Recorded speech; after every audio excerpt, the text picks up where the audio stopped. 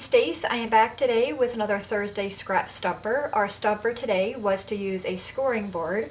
So I came up with this little guy here. It's just a little treat holder bag box kind of thing. Has a little clothespin closure.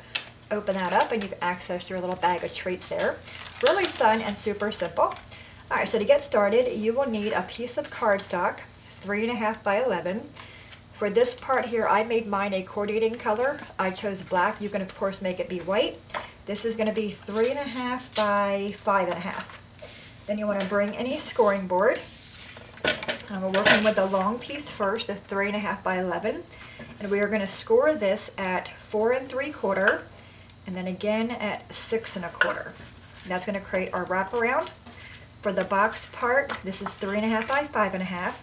You want to put it in your scoring board on the 3.5 inch side, and you are going to score this at 1 inch and then again at 2.5. We're going to flip it around. Now we have the 5.5 inch side. We're going to score this at 1 inch and then again at 4.5. If you don't have a scoring board, you can just use a ruler and a bone folder or a stylus. All right, we're going to first go ahead and fold on our score marks. All right, now what I'm going to do here is go ahead and cut on the long end. I'm going to cut on the score mark, and on the tab I'm going to cut the tab part on an angle. Okay, so it'll look like that. Do this one over here and then cut on the tab, flip it around and do the other side. So we're cutting on the score mark and on the tab, go in on an angle. It just makes the box go together easier and gets rid of any of the extra bulk we might have. Okay, so that is all done. Now we're going to take our glue. I'm using Art Glitter Glue by May Made It. Whoop. And we're going to put glue on our tab pieces right here. Put glue on that side and this side, and then just line up the sides.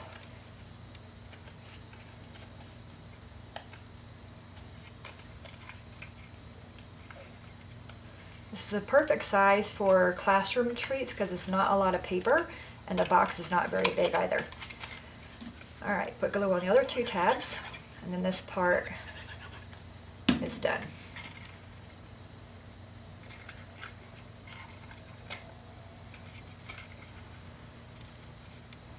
I'm also working on making this a design space file as well, so you can check my blog post when I have that up. That should be there. All right, so we have a little box. Let's take this part, go to crease on the score marks here. Now what I want to do, I do want to round my corners off. I'm using the We Are Memory Keepers corner chopper. It has a 1/4 inch and a 1/2 inch. I'm using the 1/4 inch side. I'm just rounding off the top.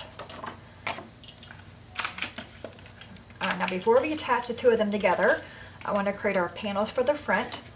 So for that I have two pieces of black cardstock.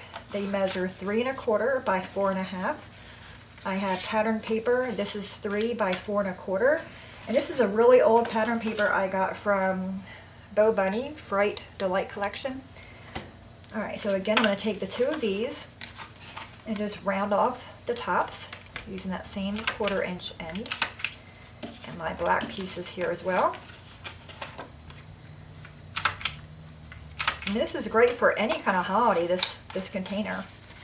You can certainly change it up and use Christmas paper and put Hershey Kisses in there or little mints. Alright, we're just going to go ahead and glue these guys together. Our pattern paper on this piece. If you don't have a corner rounder, you don't have to round the corners. I just like the way it looked. Alright, so we have that panel done, and let's do this one. I like doing, and again, you can only do, if you want to do one side, you can do one side. I like doing the both sides. Alright, glue these guys together. Okay, now we're going to take these guys and glue them on. So I have it this way. And all the cardstock I'm using is the Walmart brand Georgia Pacific. Not the thickest cardstock, but because we're adding a lot of layers here, it does build up the cardstock and make it seem more durable. If you're using a directional paper, you want to keep that in mind.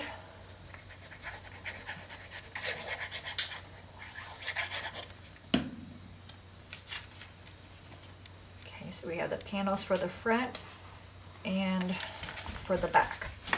I'm going to kind of give it a rub, and now we're going to glue this part in there. I'm going to put glue on the bottom and on the one side here, and then just put it in there and line it up.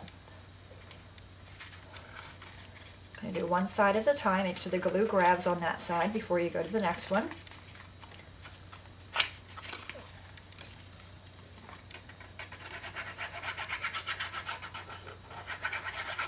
Okay, there, so now we have our box bag kind of thing. Alright, now we want to grab some candy. I'm using these bags. I had them for a while from Stampin' Up. They're the 4x6 cello bags. And I'm going to reach into my candy bowl and grab candy corn.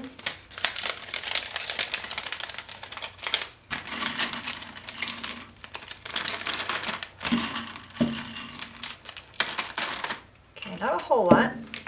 I'm going to take a piece of twine. I just have this orange twine I have. Tie this into a knot or a bow.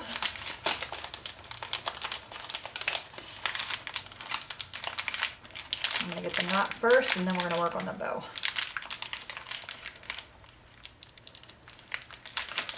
Okay, I'm going to grab my scissors. I'm going to fan the bag, the top of the bag open a little bit, and then cut off some of it because the bag is too tall for our box.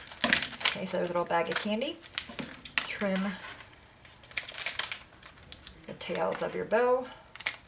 And that's going to fit right inside there. Super cute. Alright, so that is done. Now we're going to work on the greeting. I have a piece of black cardstock. This is 2 3/4 by 2 3/4, and a piece of white cardstock that is 2.5 by 2.5. I'm using 2 of May's stamps. I'm using Country Pumpkin for the greeting there. It's all about the candy. And also this one is called Pumpkin Head. I'm using that pumpkin and the facial features. So we're first going to grab the pumpkin. And I want to use this set of eyes there, the ones that are clear. And we'll use that mouth. So you see here by the stamp, some of them are solid and some of them are clear. I'm using the clear ones. Alright, I'm actually going to grab my Misty tool. I've not used this guy in forever. Before I do that, I'm going to round my corners. And if you don't have a Misty tool, you could eyeball it. You could use a Stamp-A-Majig. Alright, we're going to lay this down here. Like that. I'm going to set the eyes over here on this piece of paper and grab that pumpkin first. Okay, I'm going to lay the pumpkin on the bottom right hand corner of my little square there. Lay that down. And I'm just going to lightly press on it just to grab the stamp without moving my paper. And I'm using Stampin' Up! Tangelo Twist. It was the only orange I had. We're going to ink up the pumpkin in the orange. Bring him down. I got a big old glob in the middle, so I don't want to press too hard there, but I do want to get the pumpkin. And let's see how we did. Beautiful. All right, let's grab a wipey and clean that mess off we just did. Clean off my stamp. And even though these are photopolymer, they will stain, but it does not affect the stamping at all. I mean, they stamp beautiful. All right, now I want to work on the facial features. So I'm going to grab the eyes and bring them in there. And the mouth. Bring those in there. And I'm going to grab the Country Pumpkin one, and I'm going to grab the greeting. It's all about the candy. In my case, it's all about the candy corn. I love candy corn. When I'm done this video, I'll be emptying one of those back out and putting them back in my candy corn bowl. Alright, get those lined up. And I'm just going to, again, lightly grab them. Just push on them lightly to pick them up without moving my paper. And this time I'm just using a black Memento ink to ink up over here. Ink up the greeting and our little face. And put that down. How cute is that? Okay, let's lift it up. See how we did? Perfect. All right, we can set that aside. I'm going to grab my wipey again and clean those guys off. I'm going to put my pumpkin on here as well, so we don't lose them. Set that aside. Let's close our ink back up. Otherwise, I'll put my finger into it. Close that one. All right, we're going to grab our black piece, and again, this is 2 3/4 by 2 3/4. Round your corners off on this one as well. All right, grab the art glitter glue with our greeting, and wipe the tip of it off. Okay. Now, I was asked a lot of times, a lot of you guys asked me about the art glitter glue. I get it from maymaymadeit.com. I will have the link on my blog and also in the video. The fine tip is sold separate, but I do recommend it. And I was asked about clogs. If you get a clog, I get them all the time. It comes with this cap on it. I just take this piece, the cap off, and the pin, and I just soak all that in hot water, and it just clears everything out there for me. But if you leave the cap, the pin out of it, you just kind of have to go in there and finagle with it a little bit.